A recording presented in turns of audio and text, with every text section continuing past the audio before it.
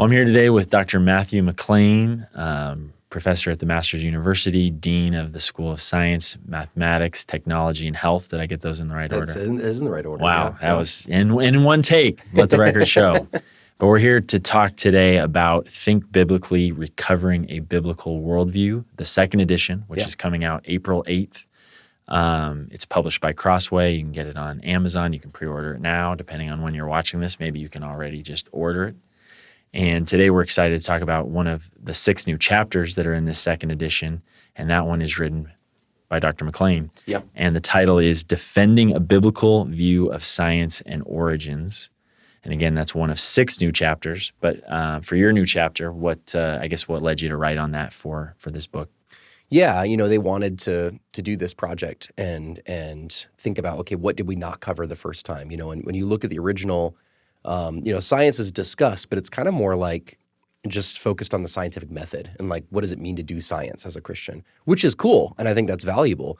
But what's really absent from there is a discussion of origins, right? Which is a big intersection between science and faith. And so I wanted to be able to say, okay, how do you really think biblically about what happens in that whole realm of origins? How do you think biblically about the idea of there being a history to the earth and how we can understand that? And so that was really my goal with that, is to be able to walk people through, if you start from Scripture and you start looking at the rocks and the fossils and the evidence for time and history and things, how do you actually think about that?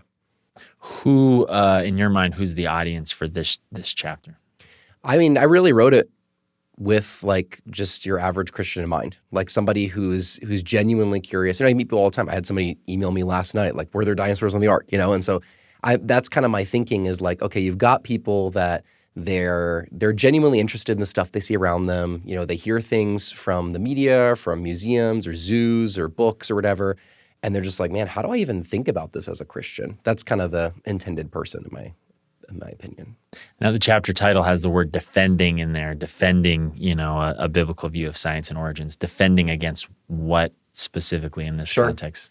Yeah, so I mean, when you interact with just people in the church, or you see the kind of the Christian community at large, or especially when you start talking to, people who are theologians or pastors or things, there's a wide variety of opinions you'll get on origins topics. And a lot of people out there think that, you can probably just like integrate what's going on in science directly with Scripture. And so that typically, of the two, the one that suffers ends up being Scripture, right? And so what ends up happening is they'll somehow wedge time into the Genesis account. They'll find a way to work in like molecules to man evolution kind of thing. And, I think that those are problematic, not only for textual reasons, but also theological reasons and actually scientific reasons too. And so, I wanted to kind of bring that out as like, hey, on the one hand, you kind of have two extremes, right? On the one hand, you have people who are like, oh, well, I believe Scriptures. I believe what I told, what I read in the Bible.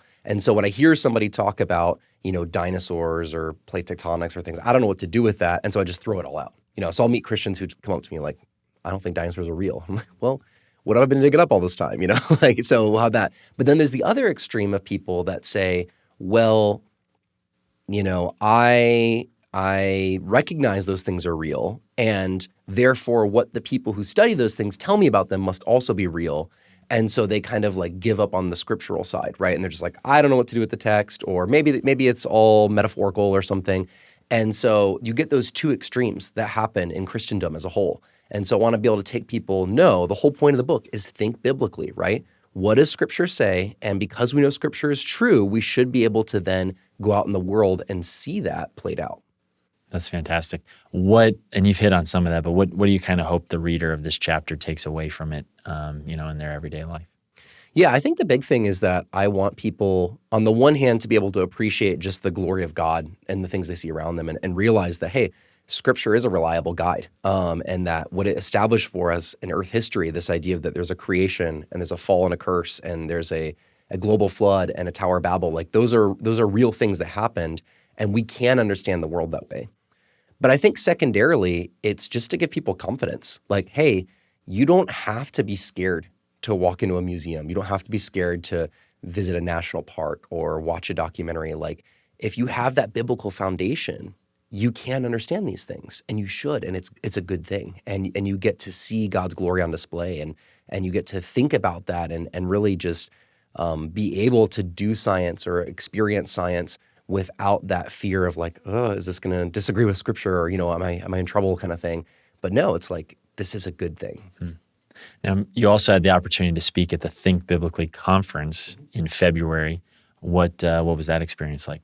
Yeah, I mean, it's a cool idea for a new conference. Really kind of going off what we're doing in the book, and they wanted some people to kind of speak on topics related to the sovereignty of God. And so what I focused on was, okay, we're made in the image of God. That's very clear in Scripture, but we also have, the same kinds of things animals have. We have hearts and brains and eyes and legs, and so it's like, well, if we're made in the image of God, why do we also kind of look like animals? And so kind of wrestling with some of those topics that the evolutionist has an answer to, where they say, well, it's because you evolved from other creatures, right? And that's why you have that continuity.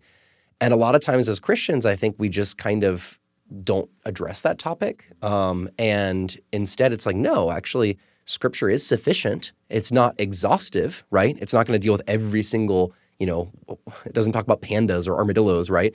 But it talks about the big picture things. And so we can use that as a guide as we begin to think through this and realize, hey, we're learning amazing things about who God is and about who we are as we begin to ponder those kinds of questions. We're not God, right? We are a creature. We are tied to this place. Even though this place ultimately is our home, we were made with physical and spiritual aspects. And so that will always be true. We will get new bodies in the future. There'll be a new creation in the future. And so there needs to be that connection. And yeah, I think it's a good thing for us to think about if we're starting from Scripture and going out from there. Well, Dr. McLain, thank you for joining us today.